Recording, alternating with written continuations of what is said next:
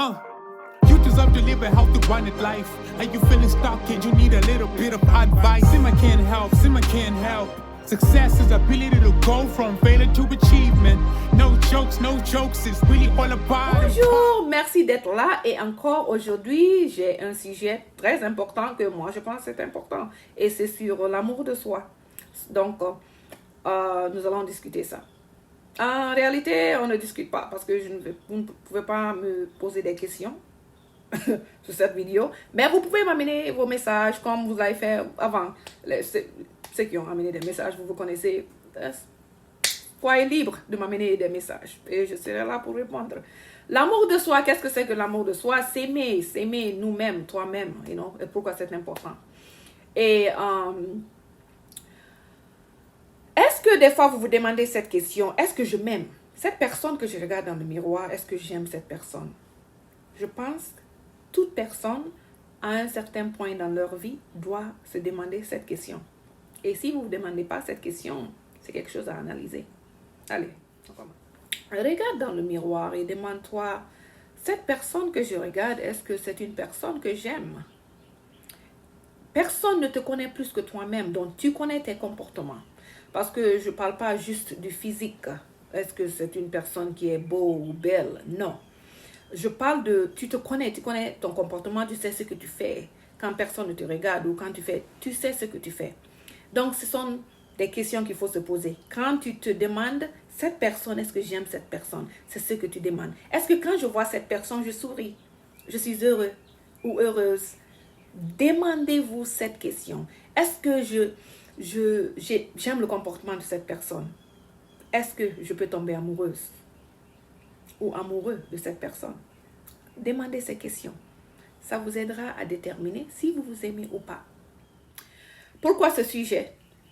Parce que récemment, je gagne des femmes qui viennent. La plupart, c'est des femmes. Il y a des hommes, mais c'est rare. C'est souvent les femmes qui viennent avec des questions de relation, avec la famille, ou les maris, copains, copines. Mais je trouve ce sujet très intéressant et pourquoi on discutera dans quelques minutes. Mais pourquoi ils viennent me voir, c'est parce que c'est ma profession. Je dois expliquer ça pour ne pas avoir des questions encore. Mais pourquoi? Donc, je suis thérapeute. J'ai un diplôme en travail social. C'est similaire à aide sociale. Je peux faire les deux, mais j'ai spécialisé pour travailler avec les gens avec des maladies mentales comme la dépression, l'angoisse et puis un peu de tout. Non, je ne prescris pas les médicaments, mais je peux donner un diagnostic et puis référer au psychiatre et c'est lui qui prescrit les médicaments et on travaille ensemble. Maintenant, quels sont ces sujets ou discussions que j'ai avec ces femmes? Et ça, c'est... elles disent souvent, je cherche un homme, mais je ne sais pas pourquoi c'est difficile de trouver un homme qui a tous ces critères. Ça, c'est quoi? Un homme riche, un homme beau, un homme ceci, un homme cela, un homme qui a une maison, un homme qui est établi, un homme... la liste ne finit pas. Il n'y a pas de problème. Je comprends d'où vous venez, je comprends pourquoi, peut-être que vous voulez un homme qui est stable. Je vois. Vous voulez qu'il amène tout ça sur la table et puis, vous allez le considérer. Maintenant, je demande la question, qu'est-ce que vous apportez sur la table? Vous demandez tout ça, mais vous n'avez même pas la moitié, même c'est trop. Vous n'avez même pas 2% de ce que vous demandez. Comment est-ce qu'une personne saine, normale, peut s'asseoir et vraiment mettre une liste qui ne finit pas? Avoir tous ces critères, demander à quelqu'un de produire ses demandes. Mais la personne même ne peut même pas produire 1% de ce qu'elle demande ou ce qu'il demande. Ça n'a rien même à faire avec homme ou femme. C'est pas normal. Et quand je demande cette question, qu'est-ce que vous amenez sur la table? Elle me regarde et vraiment, c'est en ce moment qu'elle commence à réfléchir. Et voilà où la thérapie commence. Pourquoi c'est important d'avoir une thérapeute? Parce qu'elle t'aidera à réfléchir et éclaircir les choses. Ok, maintenant, comment est-ce que ces demandes sont liées à l'amour de soi. Ces demandes se développent de quelque part souvent profond. Et souvent, ce sont des listes des choses que la personne n'a pas. Et la personne essaye d'avoir ces choses à travers une autre personne, soit leur mari ou leur femme ou quoi que ce soit. Et c'est pas juste, la personne a travaillé pour avoir tout ça. Et toi, tu es là à demander tout ça et exiger que la personne te donne tous ces bénéfices que tu ne mérites pas vraiment. Si tu t'aimes vraiment, tu t'aimes réellement, tu cherches ça. Tu pars, tu travailles comme la personne et tu gagnes ce que tu mérites. Là, tu as mérité. Maintenant, il y a d'autres qui donnent des histoires, des excuses. Ils disent, je suis une femme, je ne peux pas faire ça, je suis fatiguée ou quoi que ce soit. Ou d'autres disent, c'est mon éducation, je ne suis pas éduquée. Il y a tellement d'autres choses. Tu peux faire le business, tu peux commencer à faire quelque chose de petit et puis finalement, ça se développe. Prends le temps sur toi-même. Développe toi-même. Ou d'autres disent, je suis dans un pays qui n'est pas développé, je n'ai pas accès à ceci, cela. C'est des histoires parce que je connais des gens dans des pays non développés qui travaillent et qui sont dans des bonnes positions, plus que d'autres qui sont même à l'étranger ou dans d'autres pays développés. Des histoires. Et c'est là que la thérapie commence. On travaille, on dévoile, on identifie les problèmes et on commence à traiter le problème. Et voilà, le traitement commence. Quand on ne prend pas le temps de travailler sur nous-mêmes pour atteindre nos projets, on a maintenant un besoin. Il y a un vide qu'on essaye de combler. Et être dans le besoin est le meilleur moyen d'attirer une relation malsaine. Être dans le besoin, c'est la route que tu ouvres pour une relation malsaine.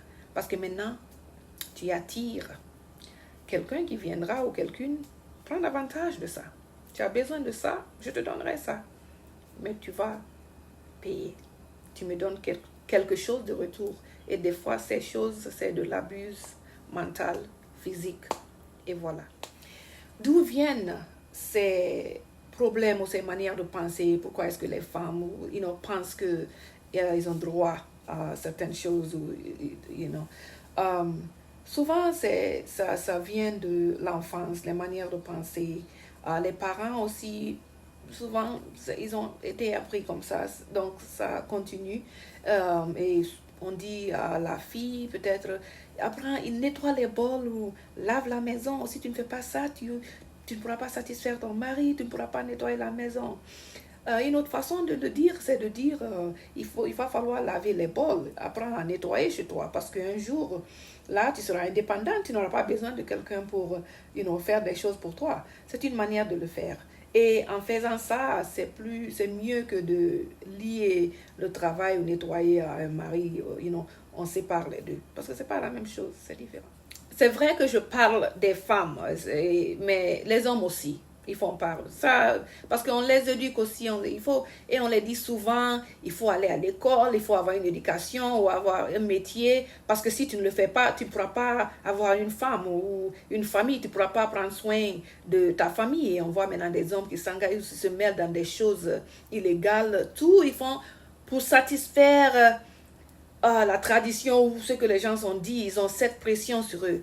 C'est vraiment pas une manière de vivre. Ou bien ils vivent, ils se forcent pour faire certaines choses, ils n'ont pas d'aide. Maintenant, tu as une femme et vraiment tu ne veux rien, mais au fond, ça te ronge. Et tu sais maintenant quoi faire. Tu n'as pas d'aide. Et voilà. Tu es seul dans ça. C'est pas normal. L'être humain n'est pas fait comme ça. On a besoin d'aide, on a besoin de se supporter. Cette mentalité, on doit changer. Maintenant, les conséquences. Les conséquences de ne pas avoir l'amour de soi peuvent être des fois dangereux. Pourquoi je dis dangereux? C'est parce que quand tu ne t'aimes pas, tu ne peux pas aimer une autre personne. Tu peux te marier, avoir une famille et penser même que que tu aimes la personne.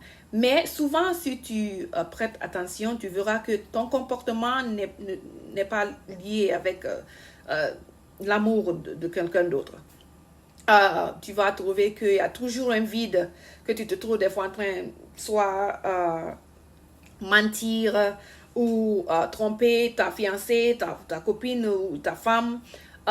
Et toi-même, tu auras toujours besoin de quelque chose. Ça ne va jamais finir parce que tu essaies de combler cette vide. Et ça peut être un peu plus profond que ça, mais on ne finira pas cette histoire.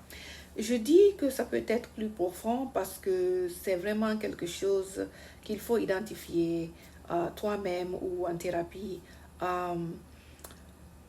Parce que des fois, c'est l'amour qu'on n'a pas eu avec notre père ou de l'amour qu'on n'a pas eu avec notre maman.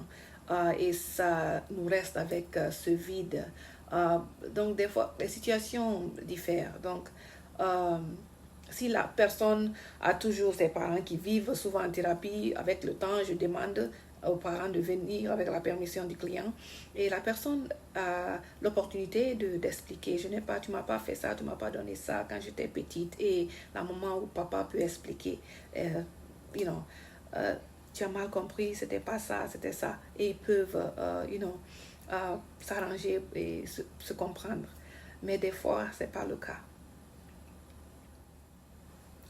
Malheureusement, parfois, la personne qui a créé ce vide ou qui est la raison où on a ce vide n'est plus vivant ou n'est plus vivante. Et quand c'est ça le cas, il va falloir vraiment de travailler et analyser sa vie et de réaliser que c'est pas de votre faute que vous avez ce vide. Et souvent, il faut la thérapie. Sinon, d'autres vivent toute leur vie avec cette vide et vivent comme ça et il y a toujours quelque chose qui manque pour le reste de leur vie. Ils se demandent qu'est-ce qui ne va pas et ils ne sont toujours pas satisfaits. Malheureusement, c'est le cas pour beaucoup. C'est pour cela que c'est très important de considérer les enfants. C'est vrai qu'ils sont enfants, mais ce sont des êtres humains. Et je vous promets que il y a des expériences qui gagnent à l'enfance qui ne les échappent jamais. Ça reste dans leur mémoire. En tant qu'adulte, des fois on néglige les enfants, on prend des décisions sans les considérer, sans demander leur avis. On pense que juste en expliquant, des fois d'autres n'expliquent même pas, ça va. Mais non, les enfants vous regardent et vous observent et ça peut jouer sur eux quand ils deviennent adultes. On voit quelques comportements et on se demande mais pourquoi l'enfant a fait ceci, cela. Mais si vous analysez vraiment, vous verrez que vous avez pris part, vous avez contribué à ce comportement. Maintenant, la solution. Comment découvrir l'amour de soi? C'est bien possible. Il va falloir analyser sa vie, prendre le temps d'être dans une relation avec toi-même. Et ça, tu fais ça seul. Tu apprends à t'aimer. Tu t'engages dans des comportements dont tu aimes. Tu essayes de découvrir qui tu es. Tu essaies de te découvrir toi-même et savoir les choses que tu aimes, ce que tu n'aimes pas. Demande-toi certaines choses que tu fais. Tu le fais pour toi-même ou pour faire plaisir au monde ou ton entourage. Est-ce que c'est quelque chose vraiment que tu veux faire part ou non? Et de là, tu décides. Quelques mots de sagesse. La relation la plus importante que vous aurez dans votre vie, c'est la relation avec vous-même. Vous aurez des relations qui vont venir et partir, des amis qui viendront, des fois même le mariage fini. D'autres divorcent, d'autres restent ensemble, d'autres, c'est juste que la mort les sépare. Mais même ça, il y a la mort qui les sépare. Toi seul vivras avec toi-même pour le reste de ta vie. Parce que quand tu meurs, tu pars avec toi-même. Et quand tu es né, tu viens avec toi-même. C'est une relation qu'il faut beaucoup considérer et respecter.